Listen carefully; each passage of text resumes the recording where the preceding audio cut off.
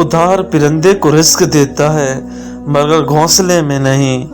سارے تلاش کرنے سے بہتر ہے انسان خود کو مضبوط بنائے۔ بغیر کھوئے کچھ نہیں ملتا، جنت بھی تو جان مانگتی ہے۔ حضرت علی نے فرمایا، دعا مانگ کر دل میں سکون آ جائے تو سمجھ لیں دعا قبول ہو گئی ہے۔ عورت اور کتاب کو موقع دیجیے تاکہ وہ آپ کو بتا سکیں کہ زندگی کیسے گزاری جاتی ہے۔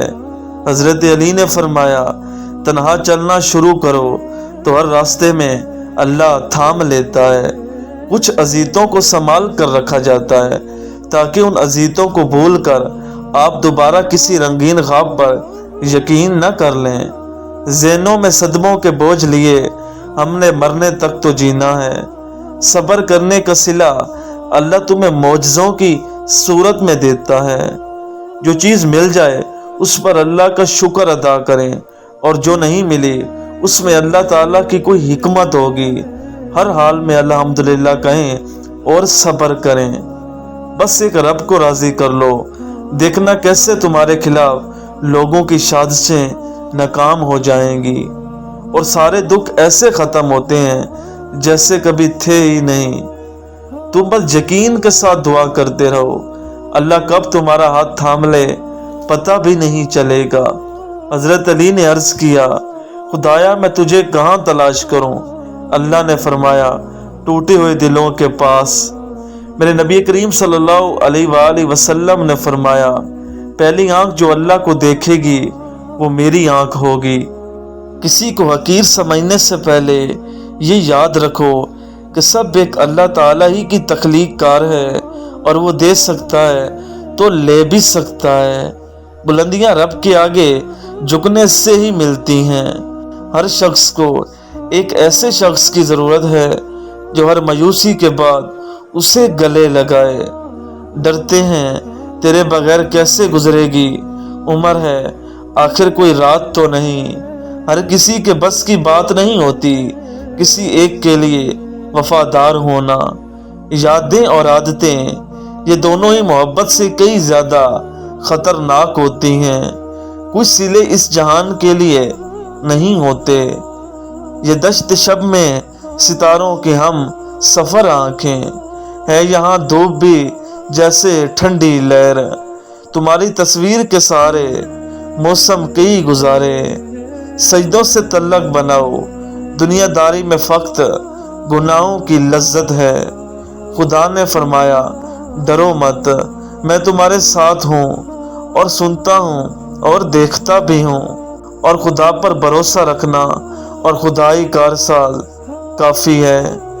بے شک تمہارے پروردگار کی پکڑ بڑی سخت ہے۔ جب وہ راضی ہو جاتا ہے تو ہر چیز کو وسیلہ بنا دیتا ہے۔ قبولیت کے دروازے صبر کی چابی سے کھلتے ہیں، اور اللہ تمہیں یوں ہی خوش کر دے گا جیسے تم نے کبھی کوئی غم دیکھا ہی نہیں۔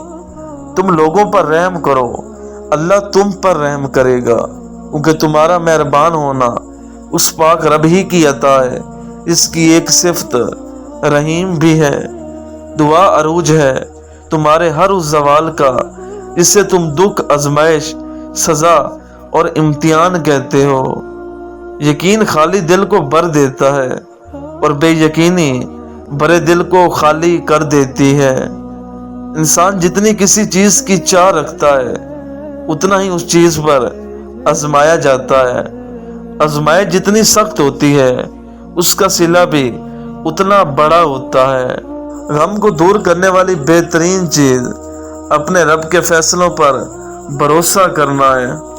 مایوسی کفر ہے، اپنے رب سے اچھے کی امید رکھا کرو۔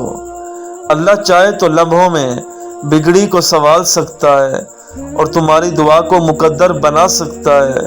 اس کی خدائی میں کسی کا کوئی دخل نہیں۔ آزمائے گئے ہو تو نوازے بھی جاؤ گے۔ میرا رب تو وہ ہے جو روح کی اذیت کو بھی جانتا ہے۔ تقدیر لکھے جانے پر یقین ہے تو تقدیر لکھنے والے پر بھی توکل کرنا سیکھو۔ جو اپنی دعاؤں کی قبولیت پر یقین رکھتے ہیں اللہ ان کے لیے وسیلے बना ही देता है। सब्र करने वालों का मुकदमा अल्लाह खुद लड़ता है। सब कुछ अल्लाह पर छोड़ दो, क्योंकि अल्लाह का फैसला ही हक का फैसला है। कुन से फकून तक, सब्र के मौजों तक मामला खुदा का है, और तकदीर अल्लाह के इशारों पर बदल जाया करती है। तुम यकीन रखो, वो बेहतर लेकर बेहतरीन देगा। दुनिया लाख रुकावटें ही क्यों ना खड़ी करे, पर अल्लाह के बनाए गए वसीलों से नहीं लड़ सकती। वो आजमाता भी है और नवाजता भी है। उसका हर अंदाज बहुत खूबसूरत है, क्योंकि वो रहमान भी है और रहीम भी है। आजमाइश तो मनपसंद चीज़ों से शुरू होती है। मुश्किल वक्त पर सब्र करना और बेहतरीन वक्त पर शुक्र करना मोमिन की पहचान है। जब यकीन से दुआएं मांगी जाएं तो कबूलियत में देर नहीं लगती, और तुम्हें जो तकलीफ पेश आए उस पर सब्र करो। मैं गुनहगार जब खुदा का हूँ, आग बंदों को क्यों लगती है। एक खुदा का रास्ता चुन लो, बाकी रास्ते वो खुद बना देगा। बेशक अल्लाह की मदद हमेशा करीब है। बेशक अल्लाह ताला सब्र करने वालों के साथ है। तुम सबको खुदा की तरफ लौट कर जाना है, और वो हर चीज़ पर कादिर है। ऐ परवरदिगार, मुझे अकेला न छोड़ो, और तू सबसे बेहतर वारिस है। अनकरीब तुम्हारा परवरदिगार तुम्हें इतना देगा कि तुम खुश हो जाओगे। अल्लाह अता करने पे आए तो बंदे की ज़ात, औकात और उम्र नहीं देखता। अल्लाह के नबी सल्लल्लाहु अलैहि वसल्लम ने इरशाद फरमाया, मोमिन को पहुंचने वाली हर तकलीफ, बीमारी, गम, थकावट, फिक्रमंदी के बदले इसके गुनाह को मिटा दिया जाता है। सब्र की हद ये है कि तकदीर पर कोई एतराज़ ना हो। तवक्कल तो यही है कि कबूलियत के आसार भी ना हो, और तब भी दुआ जारी रहे। दुनिया की नज़र से देखोगे तो नामुमकिन ही लगेगा। तुम अपनी चाहतों को अल्लाह की नज़र से क्यों नहीं देखते। बेशक अल्लाह हर चीज़ पर कादिर है। हर नफ्स को मौत का ज़ायका चखना है, और हम इम्तिहान के तौर पर बुराई और भलाई के ज़रिए तुम्हें मुब्तला करते हैं, और तुम पलटकर हमारी ही तरफ आओगे। जब हार और जीत का फैसला अल्लाह के सपुर्द कर दो, तो नसीब से लगाई हुई सारी जंगें ख़त्म कर देनी चाहिए। कोई मुसीबत अल्लाह के हुक्म के बगैर नहीं आती। सब्र की कश्ती एक न एक दिन साहिल तक पहुंच ही जाती है। इनकार की गुंजाइश नहीं होती। बस जो मांग लिया वो मिल गया ताज्जुद में।